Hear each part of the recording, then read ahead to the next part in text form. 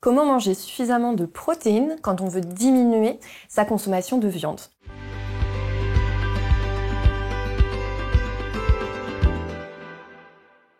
Je m'appelle Alexia Cornu, je suis experte en physiologie féminine et aujourd'hui on va parler nutrition et plus particulièrement on va parler des protéines.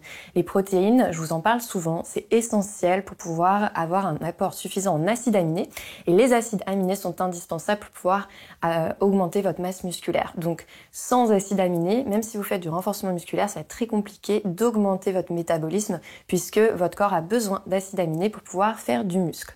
Maintenant, aujourd'hui, on essaye de plus en plus de manger de moins en moins de viande et on est sensibilisé à ça, mais on ne sait pas trop où trouver des protéines en dehors de la viande. Alors très souvent, j'ai des personnes qui me demandent ce que je pense de la whey protéine, qui est du coup de la protéine en poudre d'origine du lactose, donc du lait. On va aller récupérer du coup des acides aminés qui sont contenus et c'est sous format de poudre et on va ajouter ça à son alimentation à travers des shakers par exemple, hyper protéinés du coup.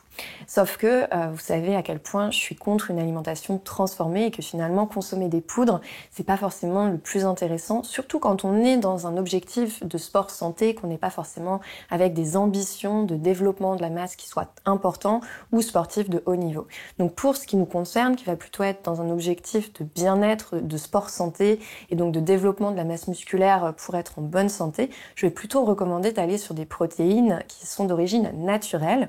Donc bien sûr, on connaît toutes les protéines animales, donc tout ce qui va être autour de la viande, du poisson, des œufs, mais comment se prendre des protéines quand on a envie de manger davantage végétarien? Il y a plein de sources de protéines végétales que vous pouvez manger du coup pour avoir cet apport en acides aminés. Déjà tout ce qui va être de l'ordre des légumineuses, donc les légumineuses ça va être par exemple les lentilles, les haricots, les pois chiches, les petits pois qui contiennent des protéines végétales. Vous avez également tout ce qui est oléagineux, donc les oléagineux ça va être les amandes, les noix qui sont de très bonnes sources aussi à la fois de graisse mais de protéines végétales aussi.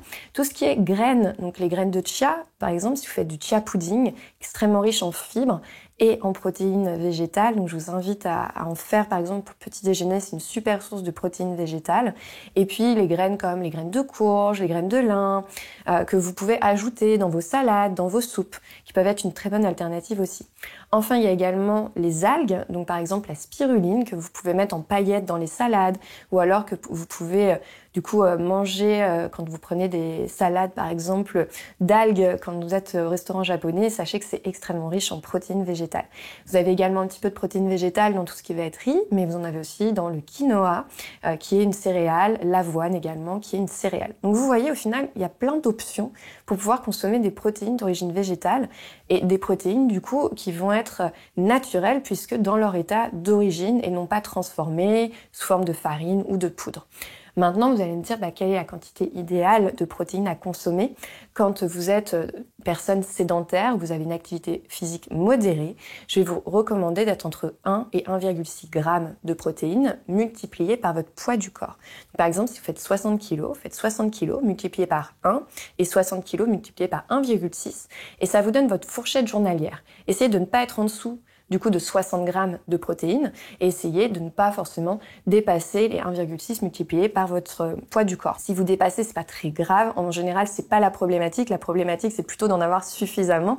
Mais sachez que les protéines, quand elles sont consommées aux trop grandes quantités, elles sont mal absorbées par le corps et donc au final, il y a peu d'intérêt de consommer des shakers de protéines qui vont vous apporter beaucoup de protéines d'un coup sans autres nutriments autour parce que le corps va pas pouvoir les assimiler correctement. Il vaut mieux avoir une prise de protéines plusieurs fois par jour. Donc à chaque repas de vous assurer d'avoir une petite source de protéines minimum et avec toutes les options que je vous ai partagées précédemment des protéines végétales, ça peut être rapide ensuite d'en rajouter un petit peu par-ci, un petit peu par-là pour à la fin de la journée en avoir suffisamment. Et maintenant que vous savez où trouver les acides aminés pour pouvoir constituer de la masse musculaire, il est temps de vous mettre à la musculation et donc je vous invite à visionner mes vidéos où je vous propose des exercices de renforcement musculaire faciles à faire à la maison, accessibles à tous. Et je vous dis à très vite.